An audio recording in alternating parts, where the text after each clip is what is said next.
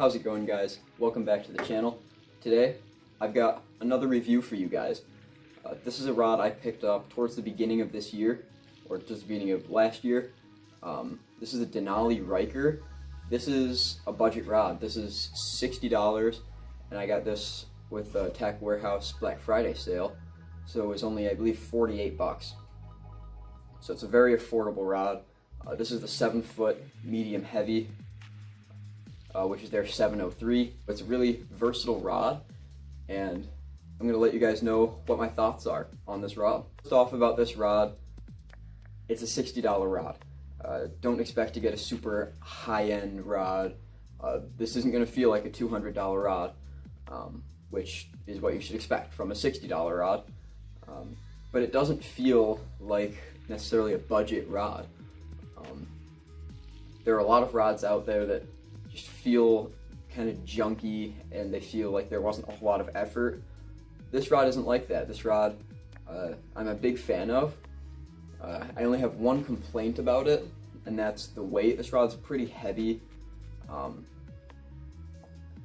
Like compared to my Shimano SLX rod, which is back here, 7-foot medium heavy, this one is definitely, it's noticeably heavier. It's not going to be something that should really be a deciding factor when you're buying a rod, because I was able to fish even like frogs and stuff on this rod, even though it's only a medium heavy.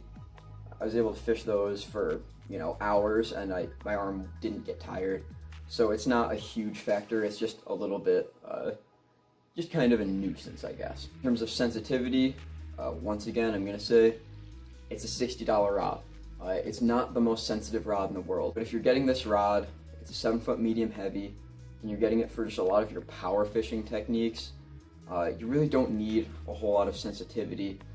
Like if you're throwing something like jigs or chatterbaits, a lot of times you don't need a whole lot of that sensitivity.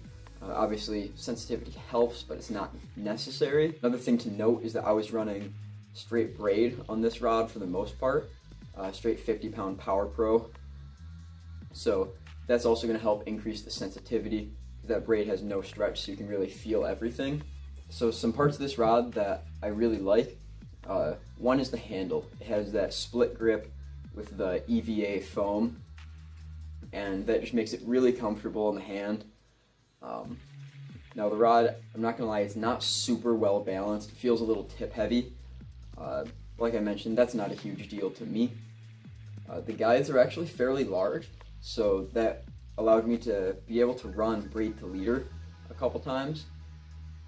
There were a couple situations where I wanted to throw like a swim jig or something around a lot of grass or a chatterbait, but the water was really clear, so I just tie on like a 5 or 6 foot fluoro leader, 15-pound fluoro leader, and that just helps. And that helps in that clear water, so those fish aren't going to see your line, but you still get the strength and the no stretch of the braid. So it's kind of the best of both worlds.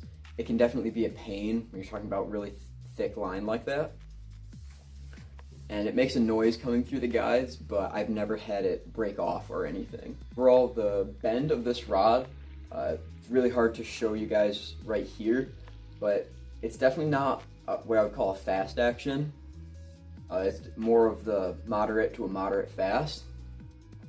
And if you guys don't know what that means, there are a bunch of videos about it, but essentially it just means how far into the rod this rod is going to bend.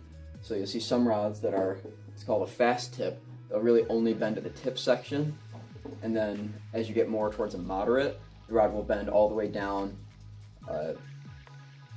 With some like glass rods, they'll bend really, really deep into the rod, which is better for like crankbaits and stuff like that. This one, like I said, is that moderate to moderate fast, which I found is really good for swim jigs, chatterbaits, things like that. But you can certainly set the hook and you have plenty of power. This rod is rated for lures 3/8 to 1 ounce. You can get away with some pretty heavy baits on this. Like I said, I did some frogging on this rod and had plenty of success. Fishing big jigs also, stuff like that. You can definitely get plenty of hook setting power. And overall, I don't have many complaints about this rod. I've fished it for a full season. It caught me more fish than any other rod, and I'm a big fan of it. Just the one thing to note when you're buying, if you decide to buy this rod, don't expect to get a $150, $200 rod, because that's not what you're getting. It's a $60 rod, but it's going to be great for, like, if you're looking for a first bait caster or just a good budget option. I would highly recommend this rod. Alright guys, that's going to do it for this review video. If you guys want to see more content, more reviews, drop a like on this video, drop a comment down below. Tell us if you own any Denali rods. This is the only one I've owned from them, so let me know if you like any of their other rods or this rod in particular. Let us know if this review was helpful.